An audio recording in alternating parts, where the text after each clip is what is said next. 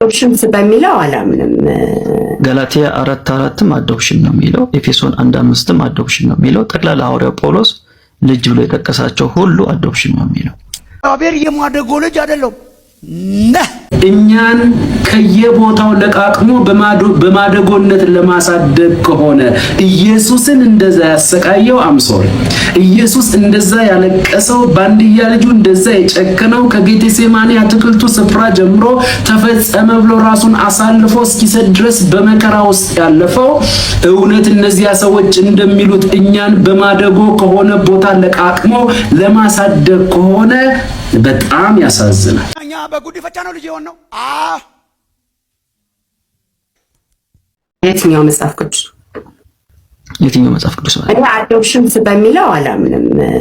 ገላትያ 4:4ም አዶፕሽን ነው የሚለው፣ ኤፌሶን 1:5ም አዶፕሽን ነው የሚለው፣ ጠቅላላ ሐዋርያው ጳውሎስ ልጅ ብሎ የጠቀሳቸው ሁሉ አዶፕሽን ነው የሚለው።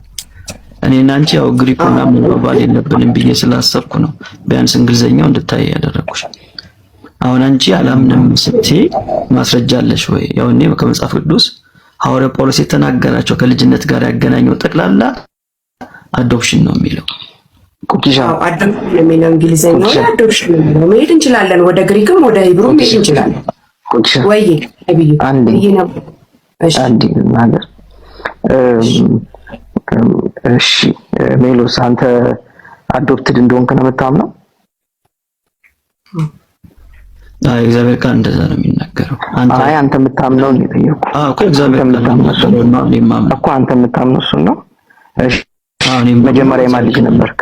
አዶፕሽን የሚለው በሰፈረኛ ወይም ደግሞ አካዳሚክ በሆኑ ማቴሪያሎች በመንተረጉም በዲክሽነሪዎች በመንተረጉምበት ጊዜ የማደጎ ልጅ የሚል ሐሳብ ነው ያለው። ያንን ይዘው የእግዚአብሔር የማደጎ ልጆች ነን ብለው የሚያስተምሩ ሰዎች ጥቂት አይደሉም፣ ብዙ። እኛ በጉዲፈቻ ነው ልጅ የሆነው።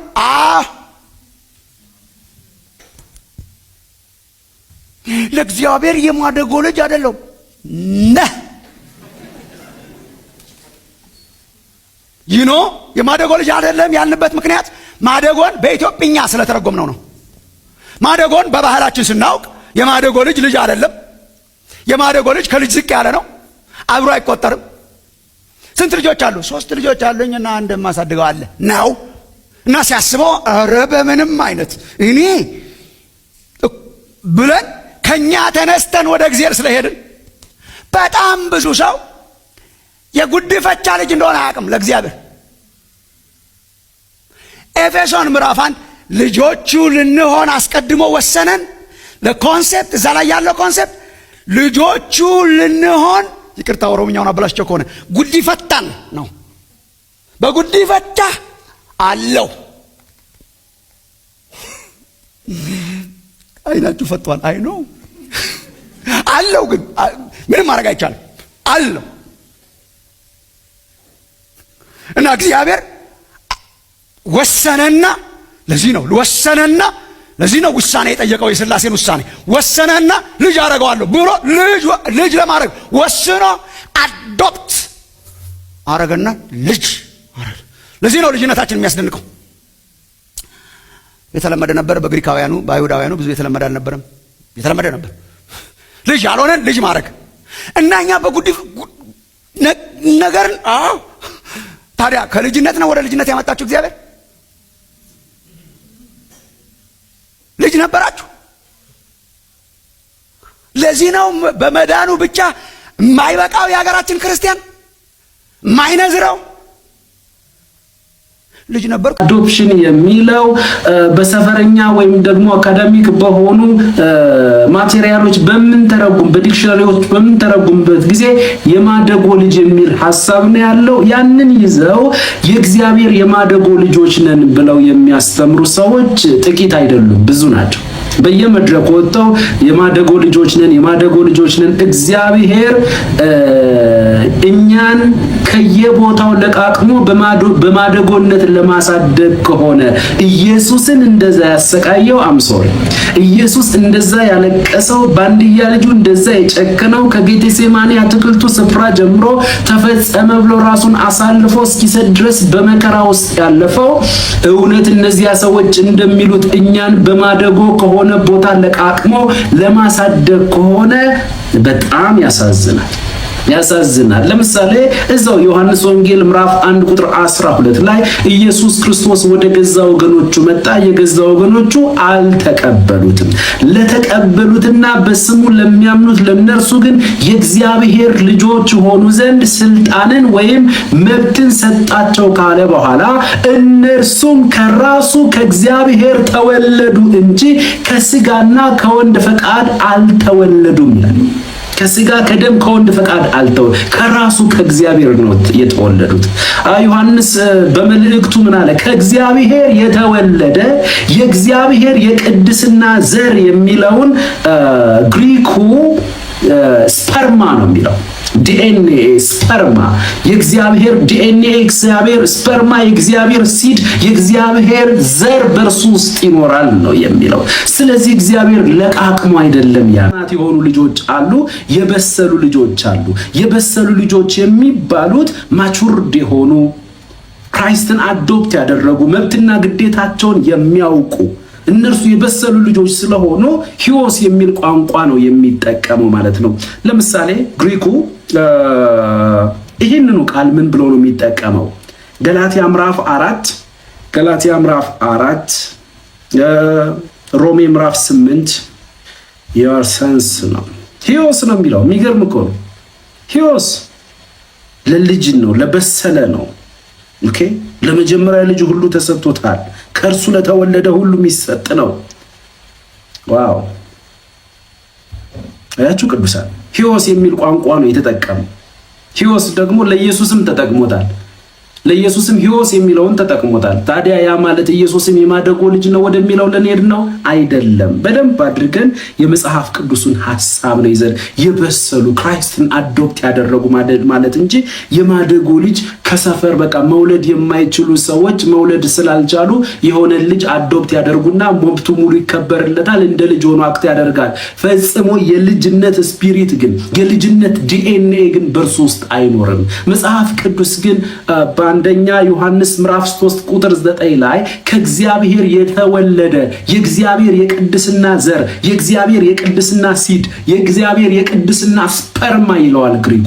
ዲኤንኤ በእርሱ ውስጥ ይኖራልና ኃጢአትን እንደ ልማድ እንደ ሆቢ አድርጎ አይኖርም የሚል ቃል ነው ያለው። ይህንኑ ሐሳብ ሮሜ ምዕራፍ 8 ላይ አባቱ ይጸጋ ጨምርልን። ሮሜ ምዕራፍ 8 ቁጥር 14 ላይ አሁንም በእግዚአብሔር መንፈስ የሚመሩ ሁሉ እነዚህ እግዚአብሔር ልጆች ናቸውና የሚለው ልጆች የሚለው ቋንቋ ምን ማለት ነው? በግሪኩ ምን የሚል ቃል ነው የሚጠቀሙ መሰላችሁ? በእግዚአብሔር መንፈስ የሚመሩ እነዚህ እግዚአብሔር ልጆች ናቸው የሚለው ሂዮስ ነው የሚለው። ሂዮስ የሚል ቋንቋ ነው የሚጠቀሙ። ስለዚህ የበሰሉ ልጆች ክራይስትን አዶፕት ያደረጉ የበሰሉ ልጆች የሚል ቋንቋ ነው የሚጠቀመው ማለት ነው። ለምሳሌ አንደኛ ቆሮንቶስ ህፃናት ናቸው፣ ህፃናት ልጆች ናቸው ሲል ለህፃናት የሆነውን እንዴት አድርጎ ነው የተጠቀመው? ለምሳሌ ምዕራፍ 3 ላይ አንደኛ ቆሮንቶስ ምዕራፍ 3 ኔፊዮስ የሚል ቋንቋ ነው። ኔፊዮስ ማለት ገና ህፃን፣ ጠብ የሚወድ ክርክር የሚወድ ወንድሙን ጠልፎ መጣል፣ ወንድሙ ሲሳካለት ደስ የማይለው ቅዱሳን በህብረት ተደስተው ሲሄዱ የማይወድ መበጣበጥ የሚወድ መጥለፍ የቆሮንቶስ ክርስቲያኖች ማለት የቆሮንቶስ መከፋፈል እኔ አጵሎስ ነኝ፣ እኔ ጳውሎስ ነኝ፣ እኔ ኬፋ ነኝ የሚሉትን ህፃናትን ልጅ ስላልሆኑ አይደለም፣ ልጅ ናቸው። እድገት ስለሌላቸው ማቹሪቲ ሌቭል ውስጥ ስላልገቡ ኔፊዮስ ይላቸዋል። ኔፊዮስ ገና ኢንፋንት ነው፣ በቃ ኢንፋንት ነው። ይሄ ዝም ብሎ ህፃን ማለት ነው። ህፃን ሁሉም ነገር የሚሰበው ህፃን ሁሉን ነገር ደግሞ በማልቀስ ብቻ ነው እንትን የሚለው ማለት ነው። ነገር ግን ወደ ሮሜ 8 በምንሄድበት ጊዜ በእግዚአብሔር መንፈስ የሚመሩ ሁሉ እነዚህ የእግዚአብሔር ልጆች ናቸው ሲል ሂዮስ የሚለውን ማቹርድ የበሰሉ ናቸው። ስለበሰሉም ነው በእግዚአብሔር መንፈስ የሚመሩት። ህፃናት በእግዚአብሔር መንፈስ ሳይሆን ህፃናት የሆኑ የእግዚአብሔር ልጆች ህፃናት ስላችሁ አደራችሁን ገና ጌታን የተቀበለ 3 ሳምንቱ የሆነ ማለት ሳይሆን 30 ዓመቱም ሊሆን ይችላል በጌታ ቤት ውስጥ ነገር ግን በመንፈሳዊ ህይወቱ ያልበሰለ የክርስቶስ ህይወት የማይገለጥበት እድሜ ያስቆጠረ ነው ማቹሪቲ ግን አይገለጥበትም እና እንደዚህ አይነቱን ሰው ኔፊዮስ ነው የሚለው ህፃን ነው የሚለው ነገር ግን 3 ዓመት 1 ዓመት ይሁነው በጌታ ቤት በእግዚአብሔር ቃል ዕውቀት በአእምሮ መታደስ በመንፈስ ቅዱስ ኃይል በጸጋው ብርታት እየተለወጠ ክርስቶስን እየመሰለ ሲሄድ ለወንድሞች ፍቅርና አክብሮት በሚኖረው ጊዜ በመንፈስ ቅዱስን መመላለስ ሲጀምር በእግዚአብሔር መንፈስ የሚመሩ ሁሉ እነዚህ የእግዚአብሔር ልጆች ናቸውና ምን ማለት ነው ሂዮስ የበሰሉ የእግዚአብሔር ልጆች ናቸው ሁሉም የእግዚአብሔር ልጅ አይደለም በመንፈስ የሚመራው ህፃናት አሉ ደግሞ የበሰሉ አሉ እዚህ ላይ ሂዮስ የሚለውን ሲጠቀም የበሰሉ የእግዚአብሔር ልጆች ማለት ስለዚህ ሮሜ ምዕራፍ 8 ቁጥር 14ን ስናነበው በዚህ መረዳት ምን ብለን በእግዚአብሔር መንፈስ የሚመሩ ሁሉ እነዚህ የበሰሉ የእግዚአብሔር ልጆች ናቸውና ለምን ሂዮስ የሚለውን ቋንቋ ስለተጠቀመ ማለት ነው ቀጥሎስ አባት ብለን የምንጮህበትን የልጅነት መንፈስ ተቀበላችሁ እንጂ እንደገና ለፍርሃት የባርነትን መንፈስ አልተቀበላችሁምና የእግዚአብሔር ልጆች መሆናችንን ፓስተር እንትና ይመሰክርልናል አይልም እነሱማ ማደጎ አድርገውን ጨረሱኮ እነርሱማ በአምሳሉ አክሊሉና በሜሪት መዝገበ ቃላት ተርጉመው እኮ እናንተ ባክ የማደጎ ልጆች ናችሁ እግዚአብሔር ከሆነ ሰፈር ለቃቅሞ ነው ያሳደገን ብለው አረፉ ለእንደዚህ አይነት ትልልቅ ነገሮች መንፈስ ቅዱስን የማይዋሸውን ብቻ ነው ምስክር የሚያደርገው ስለዚህ የእግዚአብሔር ልጆች መሆናችንን ማን ይመስክርልን ፓስተሮች ፈጽሞ ግሪኩ ሂብሩ እያሉ ግራ እየተጋቡ እያጋቡት ነው ህዝቡን መንፈስ ቅዱስ ወደ እውነት ሁሉ የሚመራ የእውነት መንፈስ የተባለው ቅዱስ ቃሉን ያጻፈ ደግሞም የሚያብራራ እርሱ ምን አለ የእግዚአብሔር ልጆች መሆናችንን ያ መንፈስ ራሱ ከመንፈሳችን ጋር ይመሰክራል ልጅነትህን የሆነ ሰው እስኪመሰክርልህ የእግዚአብሔር ልጅነትሽን የሆነ ሰው እስኪመሰክርልሽ አትጠብቂ መንፈስ ቅዱስ ባንተ ውስጥ ያለው ግሪኩና ዕብራይስጡ የማያስፈልገው የመጽሐፍ ቅዱሱ ደራሲ የህይወት ውሃ ወንዝ የእውነት መንፈስ ቅዱስ በውስጣችሁ አለ የእግዚአብሔር መንፈስ ልጅነታችሁ ይመሰክርላችኋል የእግዚአብሔር መንፈስ ሲመሰክርላችሁ እግዚአብሔር ከየሰፈሩ ለቃቅሞ እንዳላሰደጋችሁ የእግዚአብሔርን ህይወት እንደተከፈላችሁ የእግዚአብሔርን ቅድስናን የእግዚአብሔርን ሲድ ስፐርማ ዲኤንኤ እንዳካፈላችሁ ዳግም ልደትን መስጠት የሚችለው መንፈስ